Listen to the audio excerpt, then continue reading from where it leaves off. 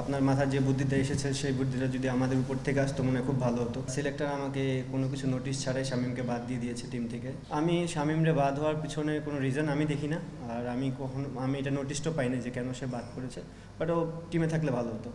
Bangladesh Ireland টি-20 সিরিজের আগে রীতিমতো জমিয়ে তুললেন লিটন দাস।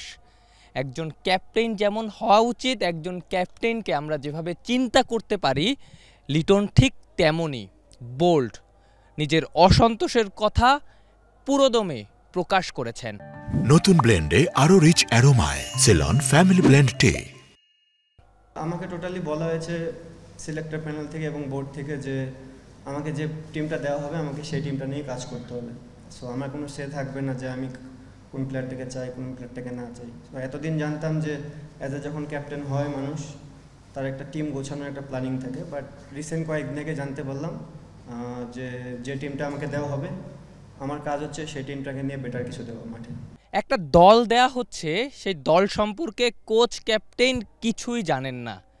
এটা কি লিটন কিংবা ফিল সিমন্সের জন্য অপমানজনক? ইনসাল্টিংয়ের জায়গা বলবো না, আমার মনে হয় কোচ এবং ক্যাপ্টেনের জানা উচিত। সে জায়গা থেকে আমরা কিছুই জানি না।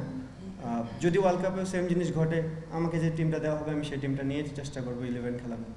সব কিছু ছাপিয়ে এই সিরিজে লিটন ডমিনেটিং একটা জয় চান, পাশাপাশি জাকের কিংবা হৃদয়দের মতো যারা এই মুহূর্তে খানিকটা অফ ফর্মে আছেন তাদের আরও বেশি সুযোগ দিতে চান যিনি বাদ পড়েছেন সেই শামীমকেও। আফনান পিয়াল, যমুনা স্পোর্টস, চট্টগ্রাম।